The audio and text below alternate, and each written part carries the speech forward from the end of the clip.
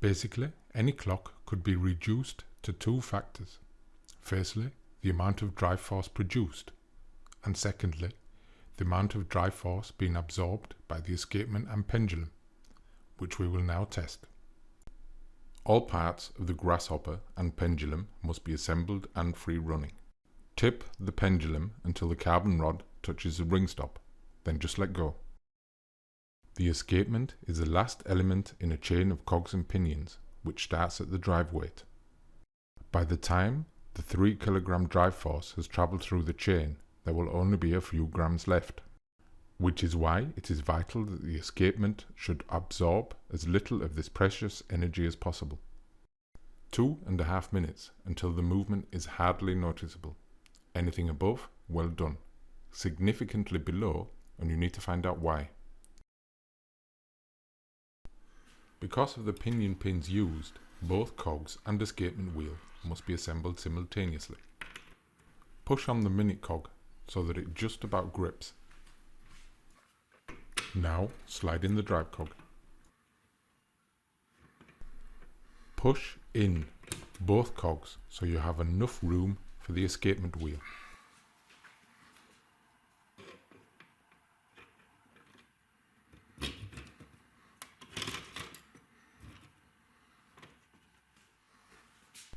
Leave a gap between the sprocket and spacer end so you can insert the ring stop.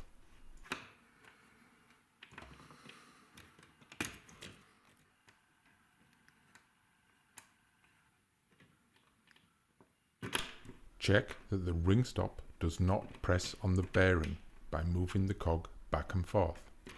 You should have about 1 mm of movement.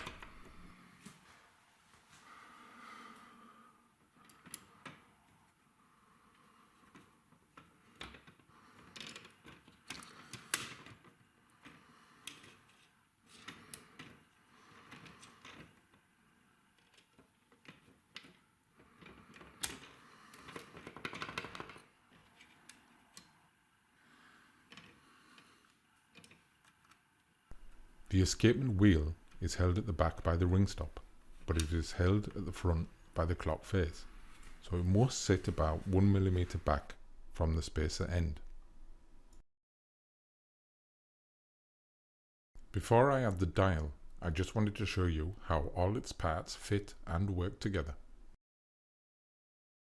This is a clutch which allows you to adjust the hands without affecting the running of the clock. Next, the eccentric that oscillates the daisy wheel.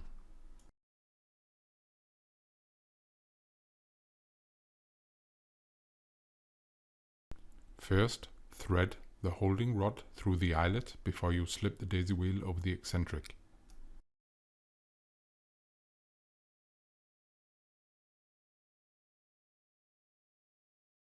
Now, the pinwheel and hour hand.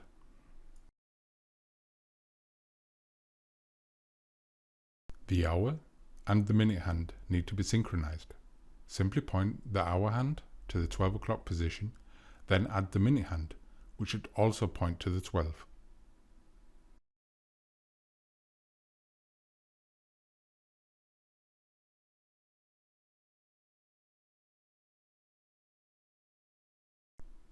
As you can see, both hands turn with very little resistance.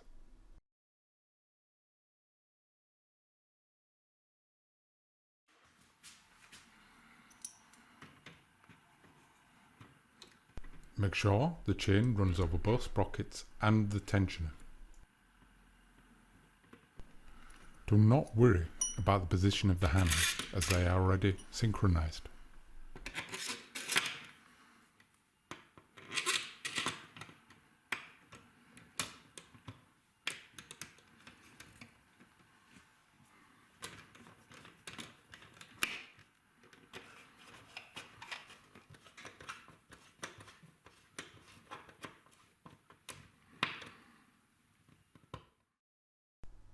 Remember how I mentioned that a clock could be reduced to two factors.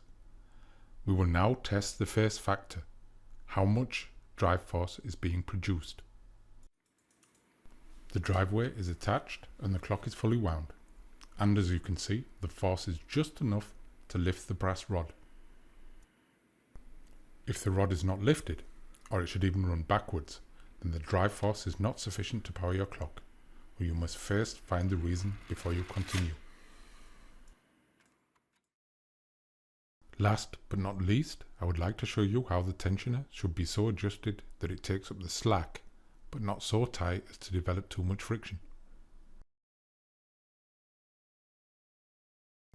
As far as the assembly goes, that is basically it. Now it is just a matter of adjusting the grasshopper. How to do so you can see in the Duodecimus grasshopper tutorial.